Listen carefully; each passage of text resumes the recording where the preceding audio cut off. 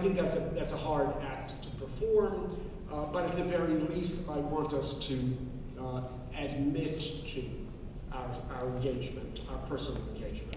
And of course, the other thing to say about it is that this might be a good place to separate sort of scholarship from classroom. Whereas, again, I think it was something you said, actually, we talked earlier, whereas it may be a complicated problem to produce scholarship in which I say, I am, as I was then, in love with a younger man who was finding a wife. I mean, as it happened, what a coincidence. That may be a complicated piece of scholarship. In the classroom, I mean, obviously self-outing, that's another kind of problem that I didn't mean to invoke there, but in other words, sharing as one teaches cultural objects, sharing one's authentic, what they mean to me, ought not to be declared sort of, ought not to be erased via intellectual toilet training. It ought to be available. What has always happened on course evaluations, I always get sort of, B's and B pluses, except the category, there's always a question about the professor is enthusiastic about the material. This is off the chart. So, I mean, they don't quite understand what I'm talking about, and I don't grade the papers very well. I see all the stuff. And that love of the stuff, which, I think the substance of that, and it's a substance that should be shared, is what it means to me. And that, of course, doesn't have to be of the, I'm a Jew variety. There are many other ways that things mean a lot to me.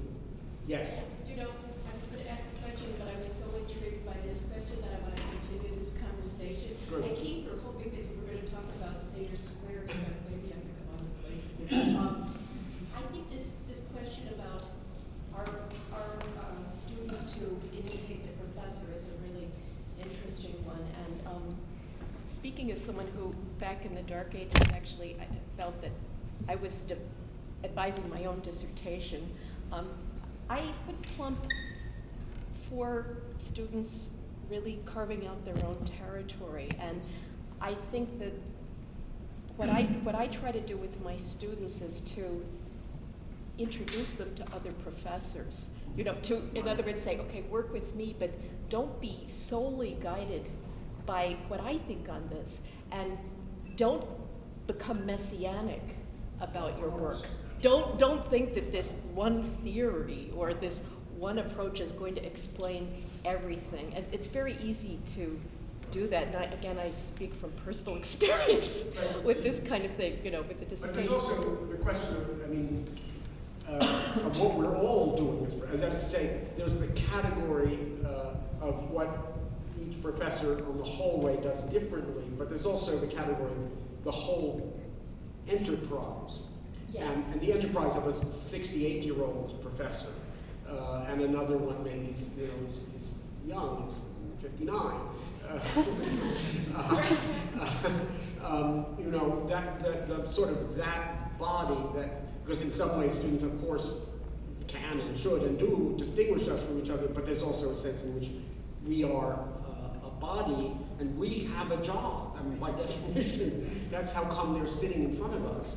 So the sort of this question of what is the class of professors mean and stand for, and is it what does it mean for a student to? I mean, as I say, in this case, it is here I am talking about what these works mean to me, and talking about my personal stake in them.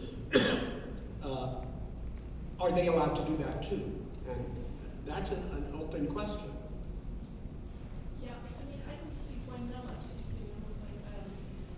But I was thinking also about a comparative way of looking at this whole disciplinary thing. If you look at other countries, say like France and these écoles, for example, where you don't really have departments. And you get someone like, I'm thinking of someone who is going to be speaking here in the spring, Serge Grzinski, who, is a social scientist, but he's a philologist, and he's also an art historian. And I think that the movement towards schools as opposed to departments is an interesting one. I don't know, in Europe. Absolutely. But I want other people to participate. Right. Obviously, I felt, as I said, there's sort of another talk of mine that's all about interdisciplinarity itself, rather than, as today's talk was sort of about examples of it. I've always felt that these were, they're highly valid. The argument against schools is, again, precisely sort of formation related. How do you form a young academic profession? And that's partly an abstract, an argument about how excellent they can become, but it's also partly an argument about what world are they employable in. And I think disciplines have worked well as systems of formation, always. And they don't have to have the same names that our disciplines do, and they might easily not. The fact that, cultural studies, say, wasn't the name of a department or a program 50 years ago, doesn't mean that by now it doesn't qualify as a system that produces formation, formation, or that produces education. But I think you need that, and it could come from many different kinds of names of groupings of persons. But there is a great value in a body, a methodological, agreed upon body that forms you.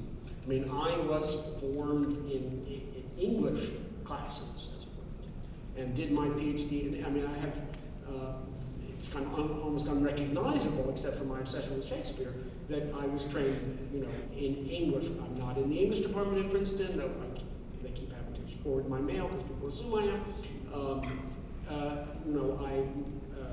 At least half of my publications are absolutely on art history shelves and so on. But I'm very grateful for that formation.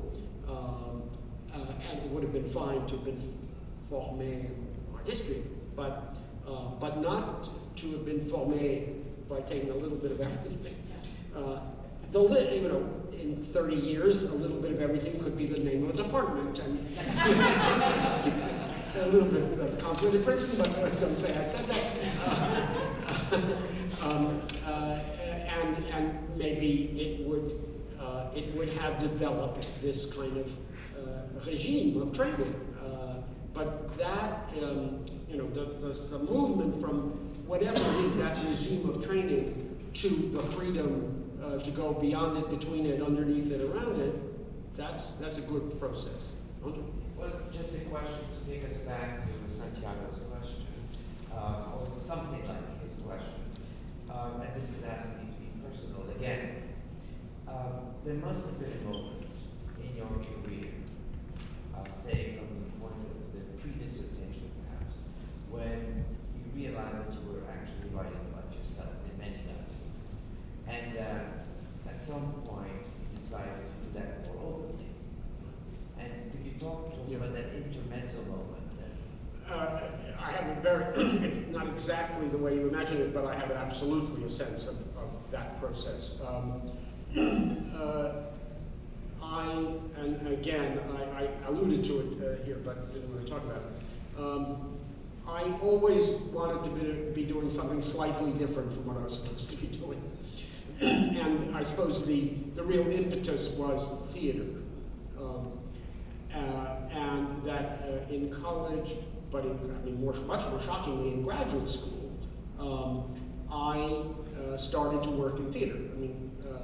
Partly on campus, but partly for money. And still more shocking, as an assistant professor. And I continued to do it when I had tenure.